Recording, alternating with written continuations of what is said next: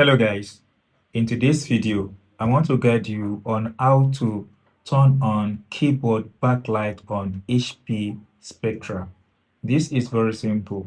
If you press any key here, you can see that the keyboard is not activated, the backlight is not on. Some devices or some HP, you have to combine two keyboard like this keyboard FN and F10 together.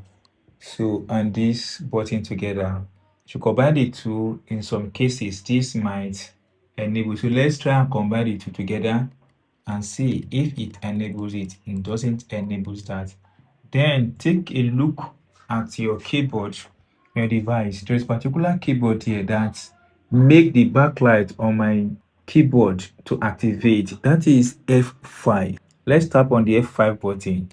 Boom, you can see that the backlight is enabled. Let's tap on it again and turn it off. It's off. Tap on it again, turn it on. You can see.